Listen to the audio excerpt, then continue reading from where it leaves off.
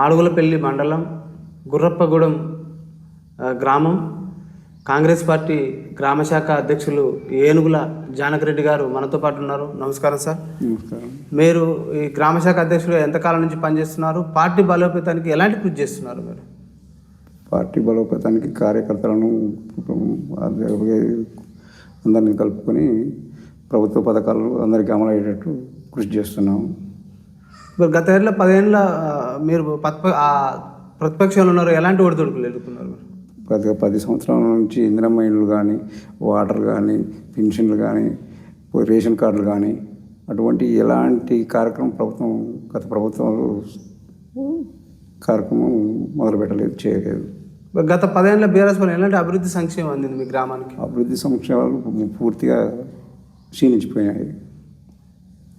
గత సర్పంచ్ హయాంలో ఎలాంటి అభివృద్ధి జరిగింది మీ గ్రామంలో? సర్పంచ్ కూడా టీఆర్ఎస్ ఉండి గ్రామ అభివృద్ధి బాగా క్షీణించిపోయింది. ఇల్లు లేక, పెన్షన్లు లేక, రకరకాల సమస్యలు, డ్రైనేజ్ సమస్యలు, కరెంటు సమస్యలు. గతంలో వ్యవసాయానికి ఎలాంటి సదుపాయాలు కల్పించారు గత ప్రభుత్వంలో? గత ప్రభుత్వానికి వ్యవసాయానికి ఎలాంటి సబ్సిడీలు, డ్రిప్ ఇరిగేషన్ సబ్సిడీ కానీ, పోతే బోర్ల సబ్సిడీ కానీ, మోటార్ సబ్సిడీ కానీ ఎలాంటి సబ్సిడీలు కూడా మొత్తం అగ్రికల్చర్గా కల్టివేటర్లు, వ్యవసాయ ట్రాక్టర్ సామాన్లు కానీ అటువంటి సబ్సిడీలు కూడా ఏం లేవు. గతంలో విద్యా వైద్యం ఎలా ఉంది? విద్యా వైద్యం కూడా వచ్చే మన 108 కానీ 102 అటువంటి వెహికల్స్ కూడా గ్రామానికి వచ్చి ప్రతి వారానికి నెలకు ఒకసారి కూడా రాకపోయేది, చేయకపోయేది. ప్రస్తుత కాంగ్రెస్ పార్టీ 6 గ్యారెంటీలు ఎలా అమలు అవుతుంది మీ గ్రామంలో? 6 గ్యారెంటీలు రాగానే వడ్డీ రుణమాఫీ 2 లక్షల రూపాయలు దాదాపు 99% అయిపోయింది. ఒక 10% 7% మామూలుగా కలలేదు. ప్లస్ ఈ రైతు బంధు కూడా అందరికీ వేసిండు, 6,000 ప్రకారంగా అందరికీ వేసిండు. ఇప్పుడు ఇండ్లు మొదలుపెట్టి ఫస్ట్ విడత ఒక 10 ఇండ్లు, రెండో విడత 10 ఇండ్లు అని ఇళ్ళ కార్యక్రమం మహత్తరంగా జరుగుతున్నది. ఇప్పుడు ఉచిత బస్సు ఇక్కడ బస్సు సౌకర్యం లేదంటారు ప్రజలు. ఉచిత బస్సు సౌకర్యం వల్ల మహిళలు చాలా సంతోషంగా ఉన్నారు. ఎక్కడ హైదరాబాద్ పోని, భువనగిరి, మన యాదగిరి గుట్ట పోని, భద్రాచలం పోని గుంపులుగా వారానికి ఒక 10 మంది అట్లా మా ఊరు విలేజ్ నుంచి వెళ్ళిపోతారు, పోయి ఫ్రీగా పోయి వచ్చి సంతోషంగా ఉన్నారు. మీ ఊరి ప్రజలు బస్సు సౌకర్యం కల్పించాలంటారు. ఈ గ్రామానికి బస్సు కావాలని మొన్ననే ఎమ్మెల్యే గారి దృష్టికి తీసుకుపోయినాం. మన తడకమల న్యూసెన్స్ వల్ల ఆగిపోయిందండి. కొంతమంది రైతులు రుణమాఫీ కూడా కాలేదంట పూర్తిగా, వాళ్ళు అయ్యే అవకాశం ఉందా? అయ్యే అవకాశం ఉంది, అందరికీ చేస్తామనేది ప్రభుత్వం రేవంత్ రెడ్డి గారు ప్రపోజల్ పెట్టిండండి. ఇప్పుడు 500 రూపాయల బోనస్ సన్నవడ్లకు ప్రకటిస్తుంది, అవి అంతునే సన్నడ్లు పెట్టి మా ఏకీపీలు అమ్మిన వరకు ఖచ్చితంగా వచ్చిందండి. ఇప్పుడు ప్రజలు ఏమంటారు అంటే రైతులు పండించిన ప్రతి పంట కూడా 500 బోనస్ ఇవ్వాలని అడుగుతున్నారు. ప్రభుత్వం ఆలోచించి నిర్ణయం తీసుకుంటామని భవిష్యత్తులో ఉంది. ఇప్పుడు ఇటీవల ప్రజాపాలన దరఖాస్తు స్వీకారం జరిగింది.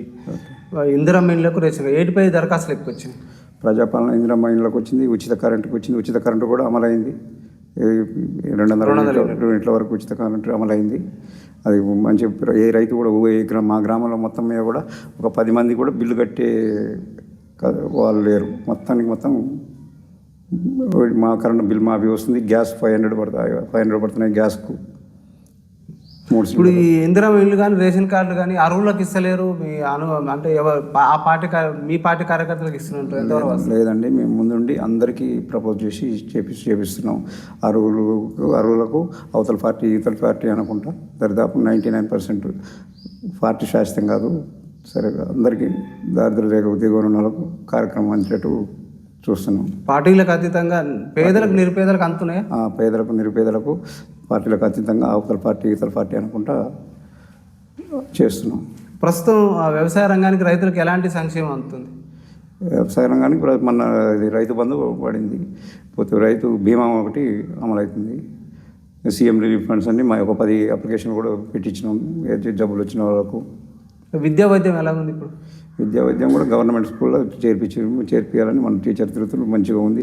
మా ఊర్లో విద్యా బోధన ఈ గురుకుల పాఠశాలలో 2 పిల్లలకు ఈ సంవత్సరం జాయిన్ అయ్యారు. ఇప్పుడు గ్రామంలో సర్పంచుల కాలం మూసి సంవత్సరాల పరిశీలన అవుతుంది అంటున్నారు. పారిశుద్ధ్య సమస్యలు, లైటింగ్ సమస్యలు, కొన్ని సమస్యలు ఉన్నాయని ప్రజలు అంటున్నారు. మరి ఇది అధికారుల దృష్టికి తీసుకుపోయారా ఎట్లా పరిస్థితి? ఇది అధికారుల దృష్టికి తీసుకుపోయినాం. గ్రామ పంచాయతీ ఏర్పడాలా లేకపోతే ఫండ్స్ ఎట్లా పెట్టి చేద్దామని ఎమ్మెల్యే గారు కానీ ఎంపీడీఓ గారు కానీ మాట్లాడుతుండ్రు.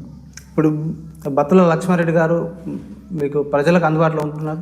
ఉన్నాడు. మొన్న 10 రోజుల కింద కూడా గుర్రప్పగూడెం గ్రామానికి వచ్చి మాట్లాడి వెళ్ళిపోయాడు. ఎనీ టైం ప్రతి 2 రోజులకు ఒకసారి నేను ఆల్రెడీ ఎమ్మెల్యే ఆఫీస్కి వెళ్ళి కలిసి వస్తున్నాను. ఇప్పుడు ఎమ్మెల్యే గారి ఆధ్వర్యంలో ఎలాంటి సంక్షేమ అభివృద్ధి జరుగుతుంది? మొత్తం డ్రైనేజీలు కానీ కరెంటు కానీ మొత్తం స్ట్రీట్ లైట్స్ కానీ ప్లస్ తప్పితే రేషన్ కార్డ్స్ కానీ పెన్షన్లు కానీ ఇంకా పెన్షన్లు కూడా ఇప్పుడు ఈ మధ్యన కొత్త పెన్షన్లు కావాలని అప్లై చేసుకున్నారు. 60 సంవత్సరాలు నిండిన వాళ్ళకందరికీ ప్రపోజ్ చేయాలని చేస్తున్నాం. గత ప్రభుత్వ హయాంలో ధరణి పోర్టల్ వల్ల భూములు అన్యాక్రాంతమైన ఆక్రమణకు గురైనాయని భూభారతి చట్టం వచ్చింది. ఈ చట్టం ద్వారా రైతు సమస్యలు ఎలా పరిష్కారం అవుతున్నాయి? భూభారతి ద్వారా ప్రతి సమస్యను బోర్డు రికార్డు తీసి అసలు అదే స్వాధీనంలో ఎవరు ఎట్లా జరిగింది అనేది ఎంక్వైరీ చేసి ఎంఆర్ఓ గారు ఆర్డీఓ గారి దృష్టికి తీసుకెళ్ళి కలిసి పనిచేస్తారు. ఇటీవల రెవెన్యూ సదస్సు నిర్వహించి దరఖాస్తులు స్వీకరణ చేశారు. మరి మీ ఊళ్ళో ఎన్ని పరిష్కారం అయినాయి ఇప్పటివరకు? మా ఊళ్ళో ఒక 10-12 అయినాయండి. మేము 10-12 అయినాయి. నిన్న కూడా ఒక దానికి చేసుకొచ్చినాం. పరిష్కారం అవుతుందండి భూభారతిలో. గత ప్రభుత్వ హయాంలో వీఆర్ఓఎస్ తొలగించారు. ఇప్పుడు ఈ ప్రభుత్వం తీసుకొస్తుంది, ఎట్లా ఉండబోతుంది? మంచిగా ఉంటుందండి, చాలా బాగుంటుంది. వీఆర్ఓ వస్తే మన లోకల్ సమాచారం ప్రతిరోజు ఏం జరుగుతుంది, ఎవరు అమ్ముతారు, ఎవరు కొంటారు, ఎట్లా ఎవరు తండ్రి, ఎవరు బిడ్డ, కొడుకు, ఇవన్నీ ఫ్యామిలీ సర్టిఫికేట్ అనేది కూడా ఈజీగా ఇవ్వగలుగుతారండి. ఏ ప్రభుత్వాలైనా కూడా మద్యపానం నిషేధిస్తలేవు. బెల్ట్ షాపులు కూడా విస్తరణ ఎక్కువ పెరిగిపోతుంది, గతంలో కావచ్చు ఇప్పుడైనా కావచ్చు. ఆ బెల్ట్ షాపుల వల్ల ఎంతోమంది తాగుడుకు బానిస అయిపోయి వాళ్ళ కుటుంబాలు చిన్న భిన్నం అవుతున్నాయి. ఒక పార్టీ సీనియర్ నాయకుడిగా మీరు సుదీర్ఘకాలం నుంచి కాంగ్రెస్ పార్టీలో కొనసాగుతున్నారు. ఒక సౌమ్యుడిగా మీకు పేరుంది. ఈ బెల్ట్ షాపులను నియంత్రించాలంటే మీరు ఏం సూచన చేస్తారు? ప్రభుత్వం నిర్ణయం తీసుకుంటే అయిద్దండి. మనం విలేజ్ వారికి అయితే సాధ్యం కాదండి. యువత కూడా బాగా మద్యానికి, డ్రగ్స్కు, బెట్టింగ్ యాప్లకు పాల్పడి ఆత్మహత్యలు చేసుకుంటున్నారు. అక్కడక్కడ అఘాత్యాలు పాల్పడుతున్నారు. యువతకు ఏ ప్రభుత్వాలైనా ఎలాంటి ఉపాధి అవకాశాలు కల్పించాలంటారు? విద్య, ఉపాధి, ఆర్థిక సాయం, లోన్స్ ఇచ్చి మెటీరియల్ ఏదైనా ట్రాక్టర్లు అటువంటివి. సార్, మీ గ్రామ ప్రజలు కూడా రోడ్లు కూడా అక్కడక్కడ గుంటలమయంగా ఉంది, ఇబ్బంది అవుతుంది, రోడ్లు కూడా డెవలప్ చేయాలని అంటున్నారు, ప్రజలు విన్నవిస్తున్నారు. సార్, మరి మీరు ఎమ్మెల్యే దృష్టికి తీసుకుపోయారా? తీసుకెళ్ళామండి. రేపు వచ్చేసారి ఖచ్చితంగా మేము మంత్రి గారితో మాట్లాడి ఎమ్మెల్యే గారు ఖచ్చితంగా మన ఆగమత్కూరు రోడ్ నుంచి సరవరం వరకు ఖచ్చితంగా రోడ్డు ఏర్పాటు చేస్తామని చెప్పిండండి. త్వరలో స్థానిక ఎన్నికలు రాబోతున్నాయి. ఎలక్షన్ ఏదైనా కూడా ప్రజలను ప్రలోభాలకు రాజకీయ పార్టీలు గురి చేస్తున్నాయి. మద్యం, డబ్బు ఇచ్చి వారిని ప్రలోభాలకు గురి చేస్తున్నాయి. ఓటర్లలో చైతన్యం రావాలన్నా, ప్రజల్లో చైతన్యం రావాలి. ఎలాంటి మార్పు రావాలంటారు? వాళ్ళు మద్యానికి డబ్బులు తీసుకోకుండా ఎవరు పని చేస్తారు ఏందని పనిచేసే వారికి ఓటు వేస్తే సరిపోతుంది. ఎలాంటి వ్యక్తులు ఎన్నుకుంటే గ్రామాలు అభివృద్ధి చెందుతాయి అంటారు? ప్రతినిత్యం ప్రజలలో ఉండి అందుబాటులో ఉండి చిన్న సమస్య అయినా పెద్ద సమస్య అయినా పోయి ప్రభుత్వ దృష్టికి, ప్రభుత్వ ఆఫీసర్ల దృష్టికి తీసుకెళ్ళిన వ్యక్తి అందుబాటులో ఉంటే సరిపోతుంది. అధిష్టానం మీకు అవకాశం ఇస్తే మీరు అధిష్టానం మాకు అధికారం ఇస్తే జనరల్ అయితే పోటీ చేసే అవకాశం. అయితే మీరు మీ దగ్గర ఏమైనా ప్రణాళిక ఉందా? మీ గ్రామాన్ని ఏ విధంగా డెవలప్ చేస్తారు? మా ప్రతి సమస్య మొత్తం రికార్డు పూర్వకంగా రాసుకొని పెట్టుకున్నామండి. ఎంతమంది రైతులకు ఏం సమస్యలు ఉన్నాయి, ఎంతమంది లేబర్కి ఏం సమస్యలు ఉన్నాయి, ఏ వికలాంగులు ఎంతమంది ఉన్నారు, ఏం కావాలి, పింఛన్ రాని వాళ్ళు ఎంతమంది ఉన్నారు, పింఛన్ వచ్చేటోళ్ళకి ఎట్లా మొత్తం రికార్డు పూర్వకంగా పింఛన్ కానీ, కరెంటు కానీ, ట్రాన్స్ఫార్మర్స్ కానీ, ఎవరికెవరికి ఇంకా ఇప్పుడు డీడీలు చేసి ట్రాన్స్ఫార్మర్స్ కావాలి. సరే, ప్రతినిత్యం అందుబాటులో ఉండి ప్రజా సమస్యలకు కలిసిపోతున్నాం. సార్, ప్రజలు మా దృష్టికి తీసుకొచ్చారు సార్ ఒక సమస్య. ఇక్కడ అంటే గెలిచిన తర్వాత స్థానికంగా ఉండలేరు, ఎక్కడ పోయి పట్టణాల్లో ఉంటున్నారు. దానివల్ల మాకు ప్రజలకు అందుబాటులో ఉండలేరు, అభివృద్ధి కూడా జరగట్లేదు అని ప్రజలు అంటున్నారు. సార్, ఎలా అందుబాటులో ఉండే వ్యక్తి ఎన్నుకోవాలంటే మీరు ప్రజలకు ఏం చెప్తారు? లేదండి, నేను నిత్యం అందుబాటులోనే ఉంటాను. నాకు టౌన్కో సిటీకో వెళ్ళాలని ఆలోచన లేదు.